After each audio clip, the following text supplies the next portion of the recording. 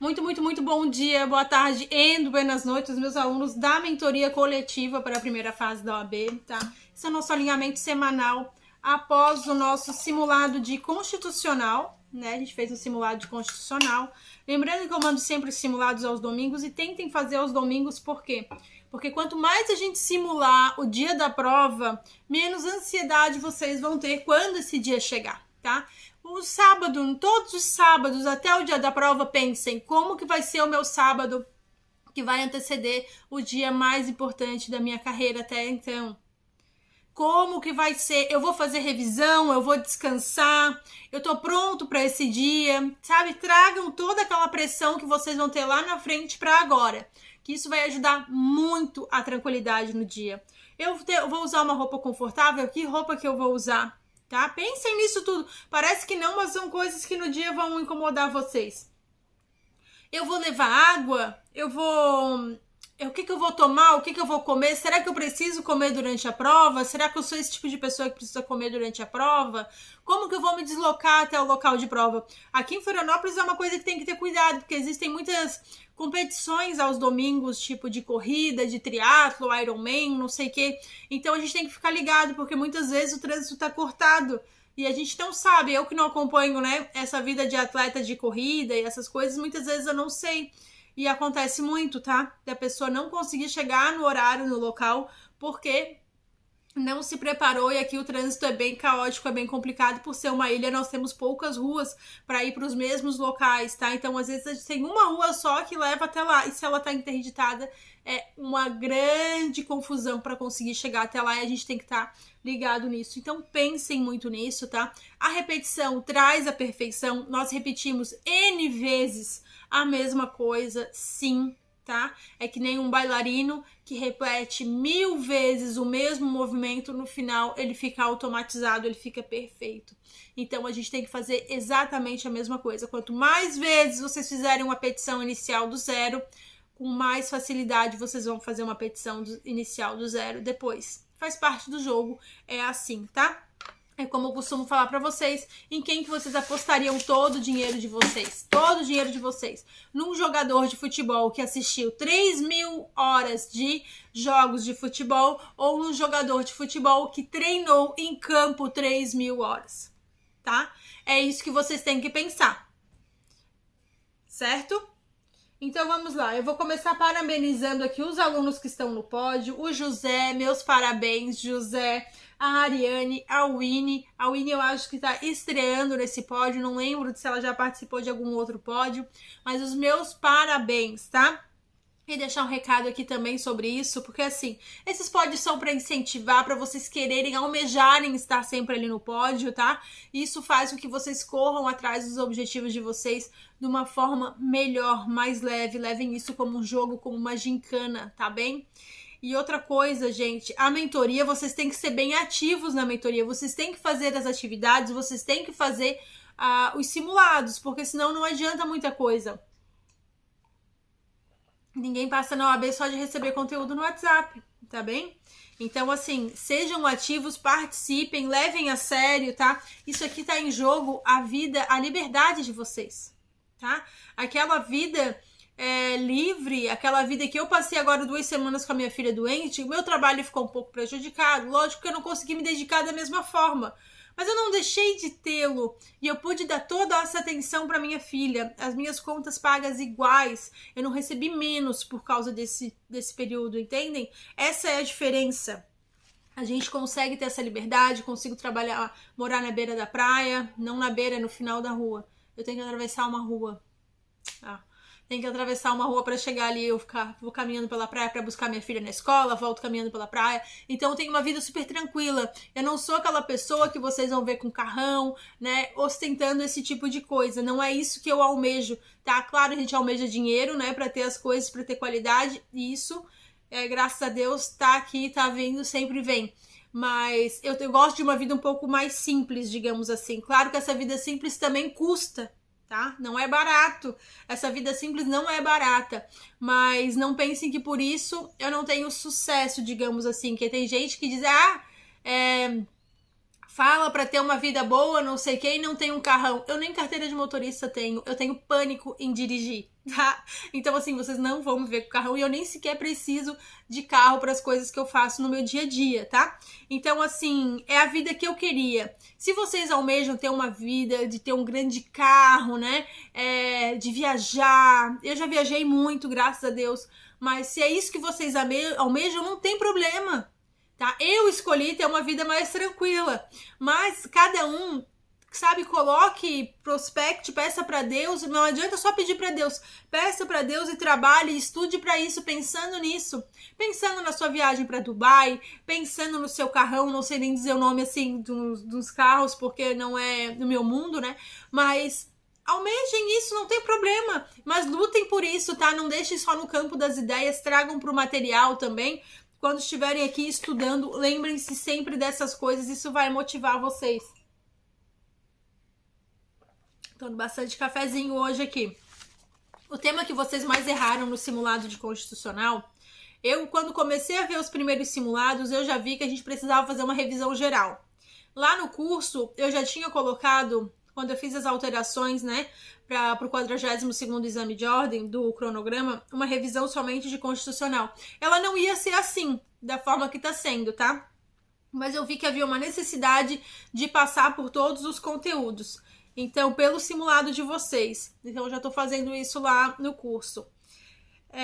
O tema que vocês mais erraram foi nacionalidade. Já até saiu um vídeo com esse tema, mas a gente vai conversar um pouquinho mais aqui, porque quanto mais vezes vocês ouvirem, lerem, estiverem em contato com a mesma matéria, melhor, tá?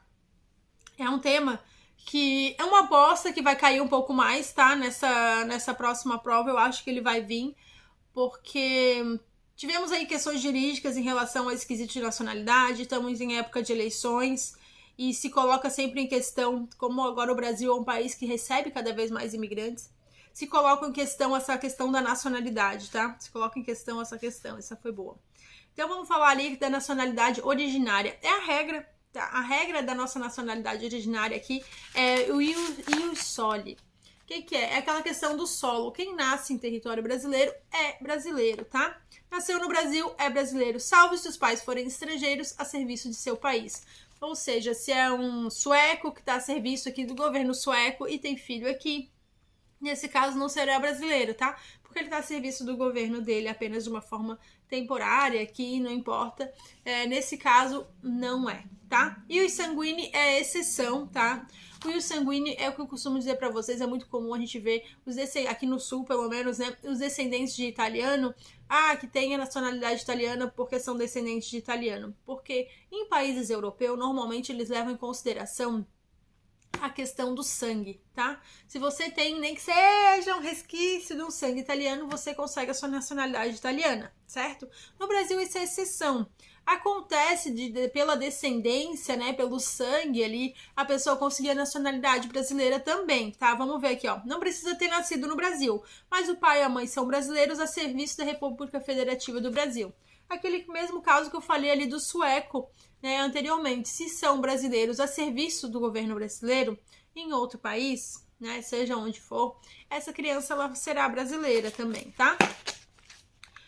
Como no caso, por exemplo, dos embaixadores, os diplomatas, né, que são pessoas a serviço do governo brasileiro em outros países. Nasceu fora do Brasil e os pais não estão a serviço da República Federativa do Brasil, porém foram registrados em repartição brasileira competente ou vieram a residir na República Federativa do Brasil e optou a qualquer tempo, depois de atingida a maioridade, pela nacionalidade brasileira. Tá? Por exemplo, vocês sabem, né, que eu sempre falo para vocês, eu fui imigrante durante bastante tempo em Portugal. Então, vamos supor que a minha filha tivesse nascido em Portugal, eu poderia ir no consulado brasileiro e fazer o registro de nascimento dela. Tá? Por eu ser brasileira, eu poderia registrá-la no consulado brasileiro e aí ela já teria a nacionalidade brasileira dela. Se eu não fizesse isso, quando ela fizesse 18 anos e viesse aqui para o Brasil para morar aqui, ela poderia optar por ter essa nacionalidade brasileira, mas aí ela teria que esperar a maioridade para isso, tá? Nacionalidade derivada, ordinária. Vale para os estrangeiros oriundos de países de língua portuguesa. Requisitos: residir no Brasil por um ano ininterrupto e ter idoneidade moral. Muito fácil, né? Então, aí os países que existe esse acordo de reciprocidade, por exemplo, com Portugal, o português vem para cá, reside um ano, ininterrupto e tem idoneidade moral. Aí ele já consegue, assim, o brasileiro que vai pra lá não é bem assim, tá? Mas o Brasil gosta de facilitar a nacionalidade, não sei porquê, para as pessoas. Extraordinária ou quinzenária. Vale para estrangeiros oriundos de qualquer outro país. Requisitos: residir no Brasil por 15 anos ininterruptos e não ter condenação penal. E requerer, né, fazer essa requisição, porque esse é um ponto importante para vocês se atentarem aqui, tá? Tem que requerer. Não é porque se vem lá na questão que o estrangeiro tá há 15 anos ininterruptos no Brasil, tá? Não possui condenação moral, penal, automaticamente ele é brasileiro, você vai dizer que não, porque ele tem que requerer. Tá? Aqui que tá a pegadinha. Tem que ter essa requisição. Ele tem que querer, né? Então ele tem que ir lá seguir os trâmites e requerer essa nacionalidade, tá bem? Então, o português com residência permanente no Brasil tem os mesmos direitos que os brasileiros, porque existe esse acordo de reciprocidade, tá? Cargos privativos de brasileiro nato. Esse aqui também é uma coisa que é uma pegadinha que é bom vocês se atentarem, tá? Existem cargos aí eletivos que somente o brasileiro nato pode exercer, tá? Esse cargo. Então, é o presidente da república ou alguém que possa algum dia vir exercer essa função, tá? Tipo, o vice-presidente, presidente da Câmara, o presidente do Senado, o ministro do STF, que são pessoas que, caso aconteça algo com o presidente da república, seja impeachment, seja morte, seja qualquer outra coisa, elas podem vir a exercer o cargo de presidente da república. E para presidente da república tem que ser brasileiro nato, tá? Oficiais das Forças Armadas e Ministro da Defesa e carreira diplomática, tá? A carreira diplomática nossa somente para brasileiro nato, tá? Perda da nacionalidade, se naturalizado, perde por sentença judicial caso pratique atividade nociva ao interesse nacional. E se nato ou naturalizado, perde ao adquirir outra nacionalidade, salvo se de forma originária ou por condição para permanecer no país ou exercer direitos civis, tá? O que eu precisava pontuar mais aqui com vocês, eu já pontuei. A gente tem essa aula de revisão, eu já mandei para vocês esses conteúdos, tá? Mas assim, o que eu quero pedir para vocês é que se dediquem um pouco mais, tá? Vocês estão aqui na mentoria, enviado conteúdo sempre, vocês têm que se organizar, têm que fazer, têm que estudar, têm que assistir, ouvir as aulas, tá? Se dediquem mais, é o sonho de vocês, eu já fui aprovada. Tá? Minha vida já tá tudo certo. Então, por favor, se dediquem. Eu peço para vocês em nome do sonho de vocês. Porque eu acredito que vocês conseguem, mas assim, só acreditar não é o suficiente. Tem que estudar, tem que fazer questões, tem que fazer as questões, né, com consulta, se conseguir, é o ideal. Se não conseguir, abre esse arquivo que vocês têm vários arquivos aí. Abram antes de entrar no Instagram, abram antes de... Entrou no WhatsApp, vai lá, responde uma questão, depois faz as tuas coisas, tá?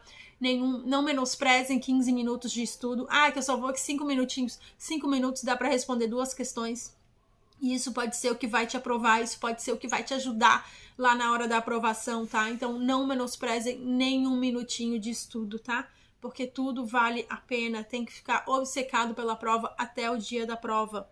Então eu peço encarecidamente para vocês que, por favor, se dediquem o máximo que vocês conseguirem, tá? Tenham um ótimo dia. Tem até hoje à meia-noite para fazer o simulado progressivo 1, que são 20 questões, uma de cada disciplina. Ela que vai orientar o nosso estudo essa semana, tá? Tenham um ótimo dia, então. Deus abençoe a todos vocês e, por favor, dediquem-se. Do nosso alinhem-se, organizem-se, dediquem-se. O que eu peço mais para vocês hoje é o dediquem-se por vocês, pelo sonho de vocês e pelo futuro de vocês, tá? Tenham um ótimo dia e Deus abençoe.